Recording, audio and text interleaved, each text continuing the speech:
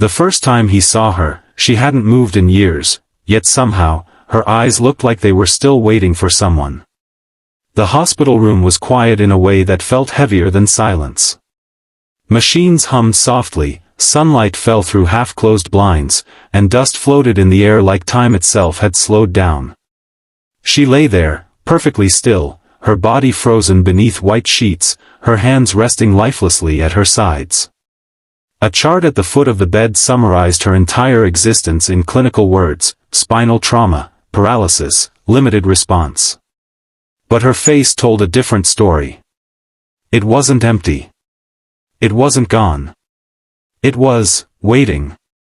Before we go further, if you believe kindness can change lives and that second chances are real, please take a moment to like this video, comment your thoughts, share it with someone who needs hope today, and subscribe to the channel.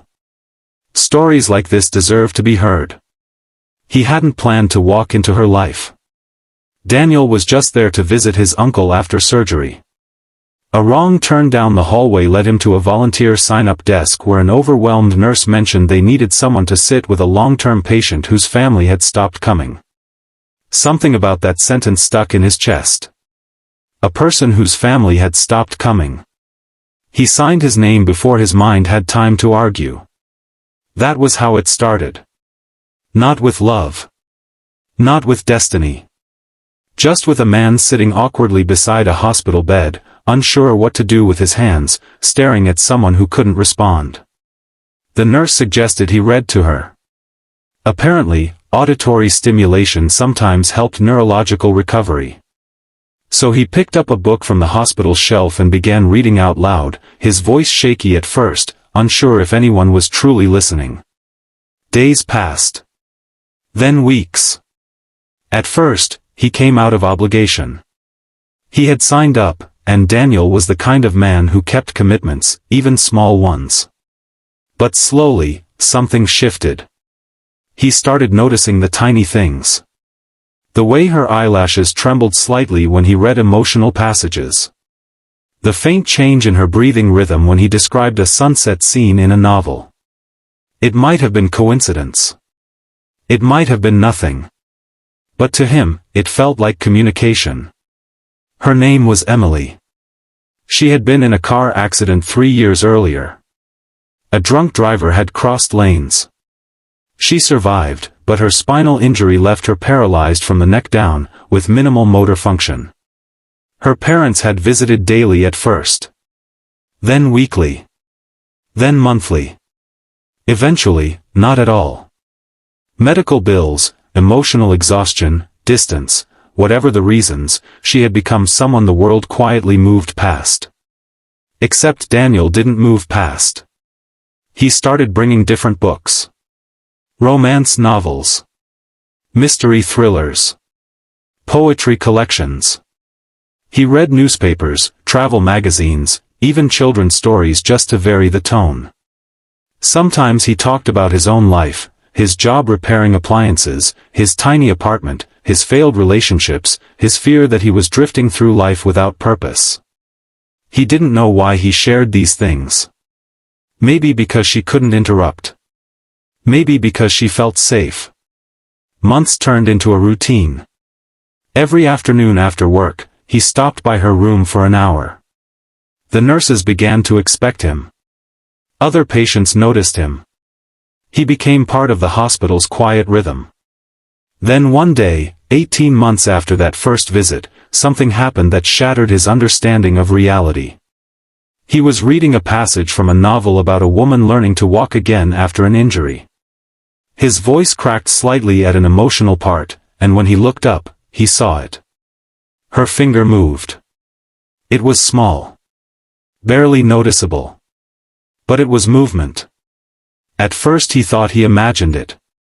His heart pounded violently, his hands shaking as he leaned closer. Then it happened again, a faint twitch. The nurse confirmed it. Neurological response. Unexpected, but real. Hope exploded into the room like sunlight breaking through storm clouds. From that moment, everything changed. Therapy intensified. Specialists were consulted.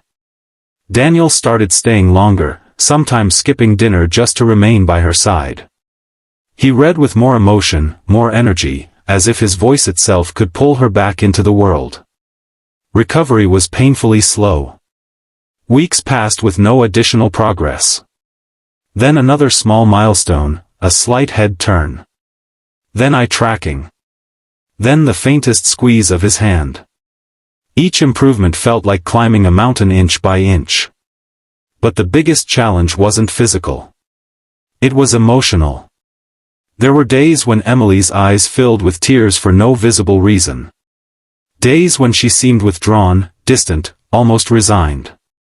Trauma lived inside her, even if her voice couldn't express it yet. Daniel realized recovery wasn't just about muscles or nerves, it was about rebuilding a shattered identity.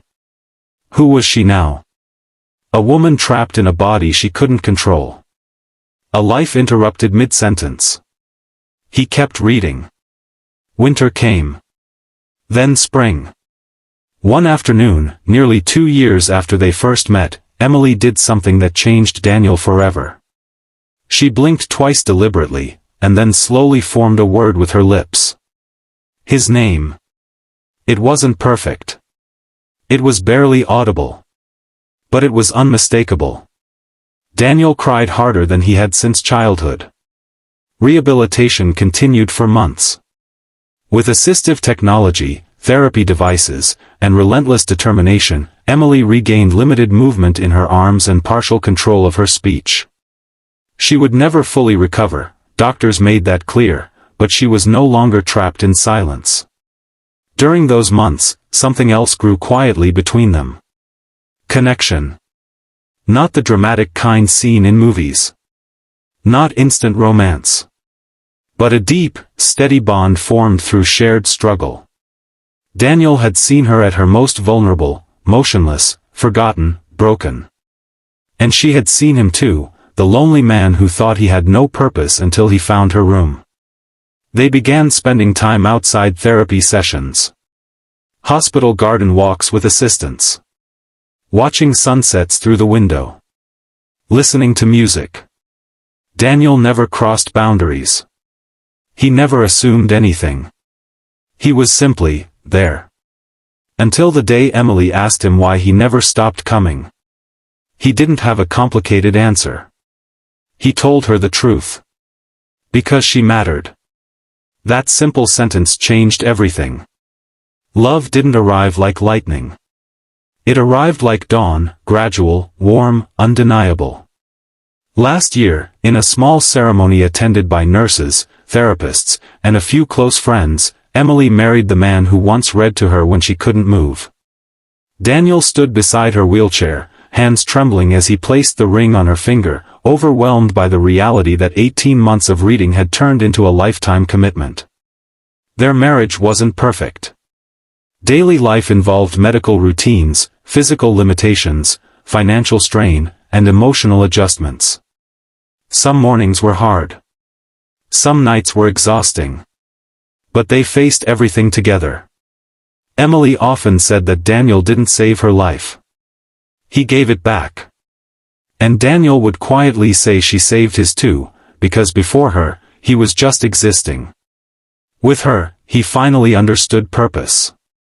Now, before we reach the end, if this story has touched your heart even a little, please take a moment to like the video, share it with someone who believes in love, and subscribe to support more stories like this. Your support truly helps these messages reach people who need them most. Speech balloon special request. Comment the word hope if you believe one act of kindness can change someone's entire life. Today, when Daniel reads to Emily, it's no longer about therapy. It's about love. He still reads every day. Sometimes novels. Sometimes poetry. Sometimes just articles from the internet. She listens with a smile that carries years of pain, resilience, and gratitude. Her hand, once motionless, now rests gently over his as he turns each page. The room that once felt heavy with silence is now filled with laughter, warmth, and quiet joy. Because 18 months of showing up became forever. And the truth is, The world didn't change that day Daniel walked into her hospital room. He did. And sometimes, that's enough to change everything.